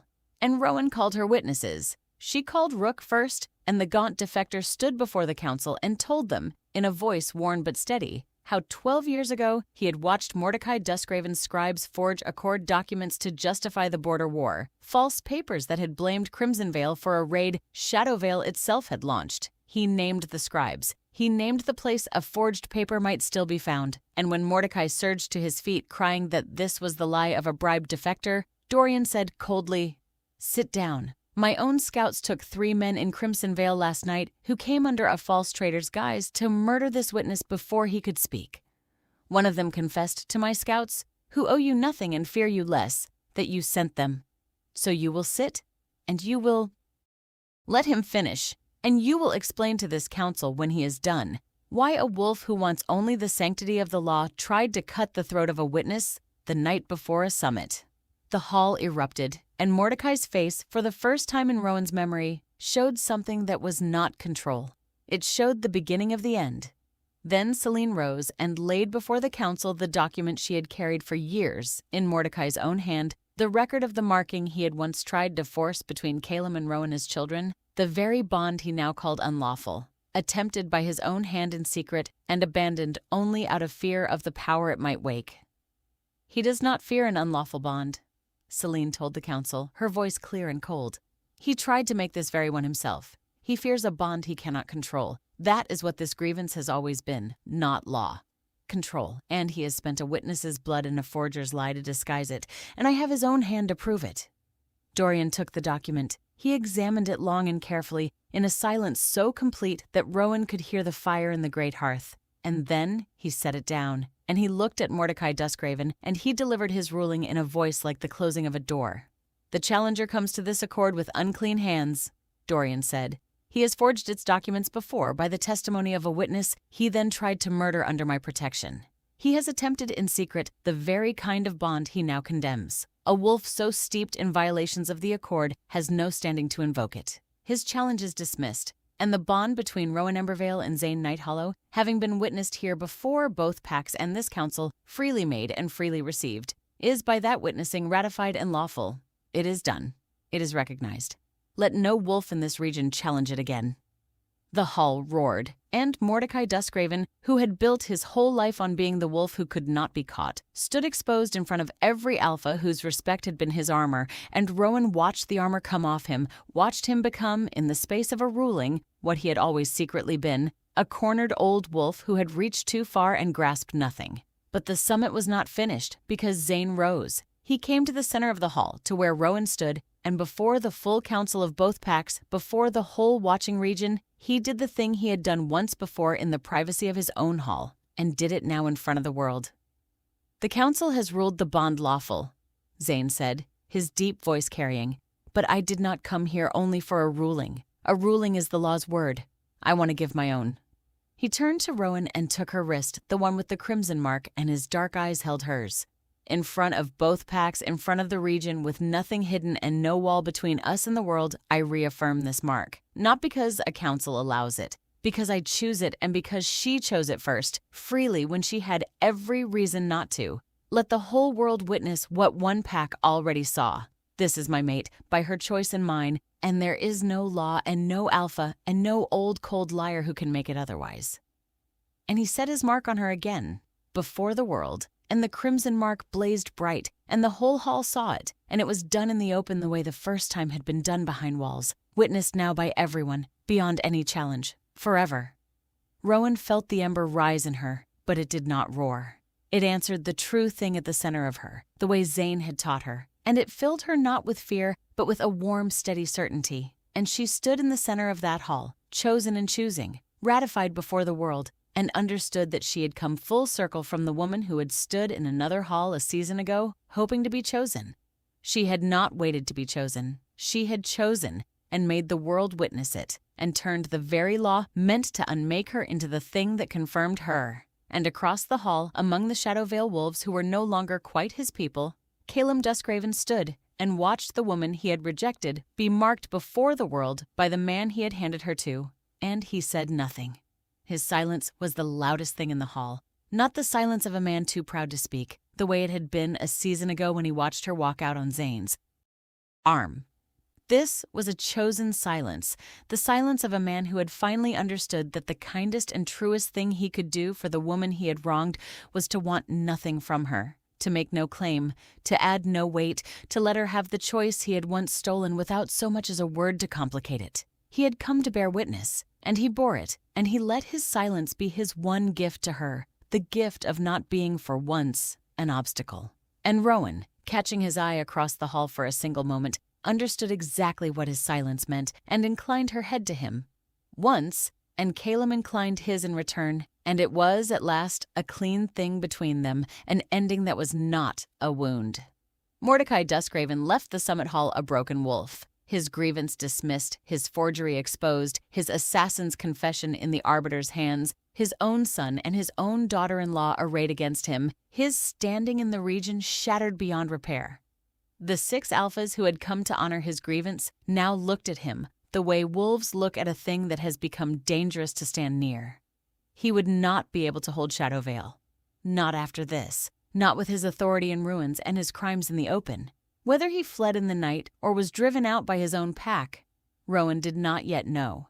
But he was finished as the power he had been, and everyone in that hall knew it, and Mordecai knew it best of all. He paused at the door of the hall and looked back once at Rowan, and there was in his cold eyes something she had never seen there before, which was fear, real and personal, and she understood why. He was not only a defeated schemer, He was a man who had spent his whole life ensuring the two ancient bloodlines never united, and he had just watched them ratified before the world, and whatever he had feared all those years about what that union might wake, he was now leaving alive to see it come. "You have no idea what you have done," he said to her quietly, the last words he would speak to her for a long time. "What you have let wake. I spent my life keeping it apart for a reason, girl. You will learn the reason. I only pray you learn it before it is too late for all of us." And then he was gone, out into the gray day, a fallen alpha fleeing the ruin of his own scheme, and Rowan stood in the summit hall with the mark blazing at her wrist and Zane at her side and her chosen allies around her, and did not, in her triumph, quite let herself forget the fear in the old wolf's eyes or the warning underneath it, because Mordecai Duskraven was many terrible things, but he had never once been a fool, and a warning from a defeated enemy was sometimes the truest thing he had ever given you. But that was tomorrow's shadow. Today she had won. She had turned the law meant to destroy her into the law that confirmed her before the whole world, and she had done it not by being chosen, but by choosing. And the difference was the difference between the woman she had been and the woman she had become. She turned to Zane, and the crimson mark blazed between them, witnessed now beyond any unmaking, and for the first time since the night in a great hall that had broken her open, Rowan Emberveil was exactly where she had chosen to be, and no one in the world had the power to say otherwise. End of Book 2. Ember of the Accord. Arrival Alpha. Rejected Mate. Romance. A Bond on Trial. Pack Politics. And a Hidden Bloodline. The Emberveil Saga. Book 2 by Seraphina. Mike.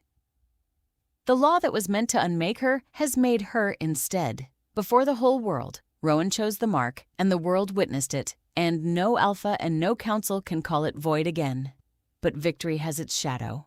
Mordecai Duskraven fled the summit a broken wolf, and yet his last words were not a threat but a warning that the union of the two ancient bloodlines has woken something he spent his whole life keeping asleep, something even he feared. Calum has become too late for the bond, but not too late for himself, a man who finally chose the right thing and now stands without a house, without a father, and without the woman he threw away. Celine has found the beginnings of a place among the people she once helped wrong, and the ember that answers the true center of Rowan is deeper now and stronger, and no longer entirely content to be ruled. Rowan won the summit. She proved her choice before the world. Now she has to learn what her choice awakened, and whether the reason Mordecai feared it was a lie or the truest thing he ever told her. The Emberveil saga continues in Book 3.